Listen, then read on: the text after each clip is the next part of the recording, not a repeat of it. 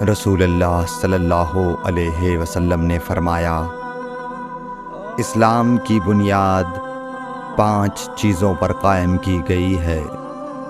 اول، گواہی دینا کہ اللہ کے سوا کوئی معبود نہیں اور بے شک حضرت محمد صلی اللہ علیہ وسلم اللہ کے سچے رسول ہیں، اور نماز قائم کرنا اور زکوٰۃ ادا کرنا اور حج کرنا اور رمضان کے روزے رکھنا۔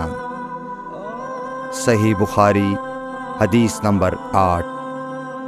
نبی کریم صلی اللہ علیہ وآلہ وسلم نے فرمایا کہ ایمان کی 60 سے کچھ اوپر شاخیں ہیں، اور حیا شرم بھی ایمان کی ایک شاخ ہے۔ صحیح بخاری حدیث نمبر 9۔ حضرت محمد مصطفیٰ صلی اللہ علیہ وآلہ وسلم نے فرمایا، مسلمان وہ ہے جس کی زبان اور ہاتھ سے مسلمان بچے رہیں، اور مہاجر وہ ہے جو ان کاموں کو چھوڑ دے جن سے اللہ نے منع فرمایا۔ صحیح بخاری حدیث نمبر 10۔ لوگوں نے پوچھا، یا رسول اللہ، کون سا اسلام افضل ہے؟ تو نبی صلی اللہ علیہ وسلم نے فرمایا، وہ جس کے ماننے والے مسلمانوں کی زبان اور ہاتھ سے سارے مسلمان سلامتی میں رہیں۔